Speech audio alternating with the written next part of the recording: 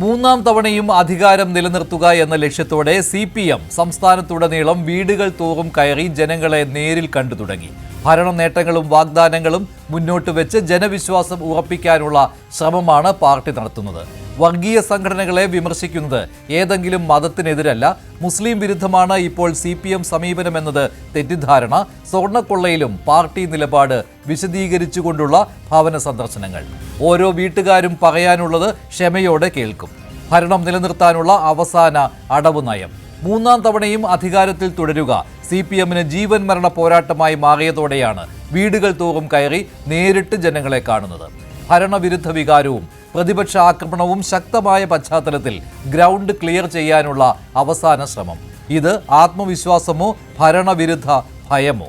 വീടുകളിലേക്ക് ഇറങ്ങേണ്ടി വന്നത് CPMന്റെ ശക്തിയോ സമ്മർദ്ദമോ? ഭരണ നേട്ടങ്ങൾ മതിയെങ്കിൽ വീടുകൾ തോറും കയറി ജനങ്ങളെ കാണേണ്ട ആവശ്യമുണ്ടോ? വീടുകൾ തോറും ജനസമ്പർക്കം CPMന് ജനവിധി കൈവിട്ടോ എന്ന ഭയം തെളിയിക്കുന്നില്ലേ? ഭരണം വിജയമാണെങ്കിൽ CPM ഇങ്ങനെ വീടുകൾ തോറും മാപ്പ് പറയാൻ ഇറങ്ങേണ്ടത് എന്തിന്? എന്തുകൊണ്ട് തോറ്റെന്ന് ജനങ്ങൾ ഇനി പറഞ്ഞു മനസ്സിലാക്കണോ?